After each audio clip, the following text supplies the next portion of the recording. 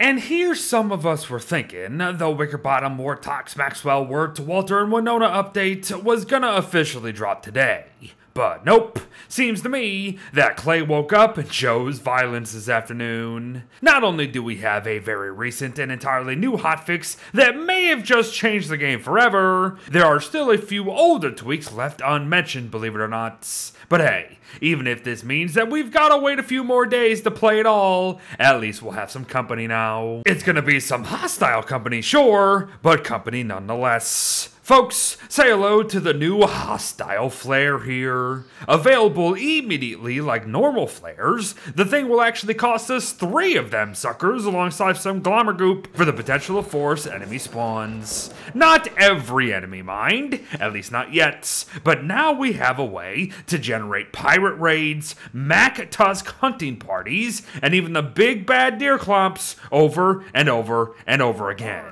If launched at sea, hostile flares have a 60% chance to spawn a raid after a few seconds. And yes, multiple raids per multiple flares are possible at once. If launched on land, however, nothing happens. At least when it's not winter, that is. Send the flare up then, and once again, we have a 60% chance to spawn in a deer clomps or a Mac Tusk or both. Yes, folks, this is real. And yes, this will be available in the base game soon. But yes, there are limits. At least for the winter mobs at the end of the day. Now, pirate raids can be generated like crazy, wherever and whenever we want. However, only 1 deer clops can exist at one time, and if your world only has 1 Mac Tusk camp, you are only getting a single Mac Tusk before you have to wait for its respawn in order to do this again. Also mind that these Macs don't really have any homes when teleported like this, so chasing them can be a bit much. And yes, before we move on, allow me to clarify. If we kill the clops that we spawn with one of these flares, we can then spawn another clops with another flare. That is how this works. So enjoy it all, as it's opening so many doors now. To continue though, does anyone remember how this was supposed to be the Wickerbottom refresh update? Because I do. However, I'm not too sure if Clay does anymore. Not when they just keep on adding all sorts of new goodies, like the fencing sword. Locked behind an alchemy engine, each sword will cost a spear itself, and while the things are indeed weapons that offer 200 uses at 34 damage a hit, they are far more utility-like than anything else. For you see, if used on fences or walls, a fencing sword can turn them to help things become more uniform. Yup, it's a thing. So rejoice, base builders. But hey, if you want a longer lasting spear, this is it. What is also a thing is me intentionally delaying the Wickerbottom changes, as I'm kind of afraid how folk are gonna react. So then, let's just add one more buff to Wartox, shall we? As we know, these recent updates have given them the ability to soul hop via the map, just as long as he has already mapped where he wants to go.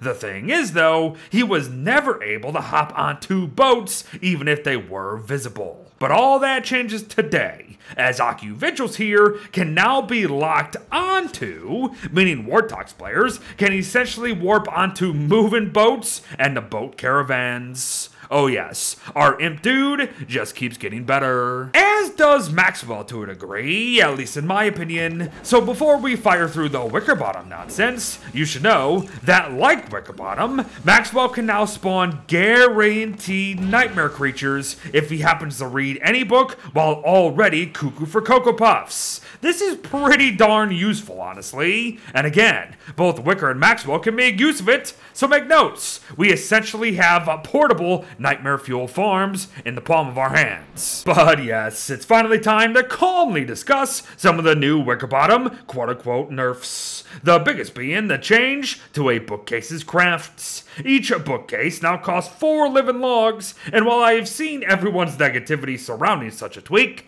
I think people have forgotten that mush gnomes exist. Plus, we can always just turn up Tree Guardian spawns for a time. It is significant, do not get me wrong, but I believe it's more manageable than folk think. It also makes a lot more sense when factoring in how a bookcase recharges these magical novels at the end of the day, and that also reminds me, a somewhat sneaky change was made recently that sees books recharging by 2% every 30 seconds instead of 1%. So there you go, take advantage. But even after all this time, there still really isn't too much to take advantage of with overcoming arachnophobia. The book is still going to spawn a unique plot of sticky webbing that will slow down most mobs, yes, but nothing else. And now the things cost 8 silk per craft. Yeah, I'm gonna stick with no. And Practical Rain Rituals has also received a crafting tweak and now requires down feathers, meaning we'll have to either wait for spring or get lucky with Claus's loot stash early in order to start reading one early.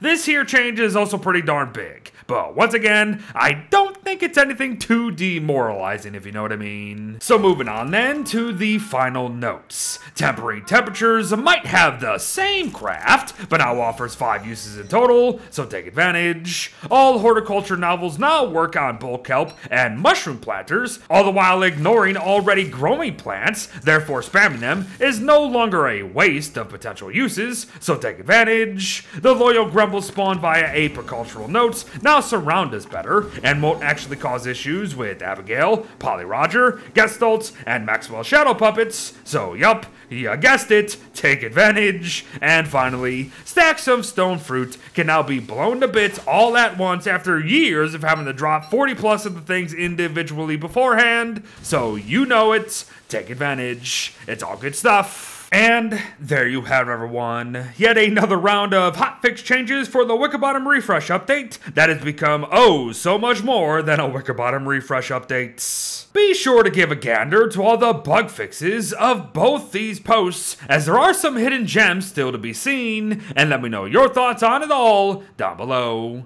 Thanks for watching, folks. Well wishes to all. Send up a flare, and I'll see you in the next one. Bye-bye.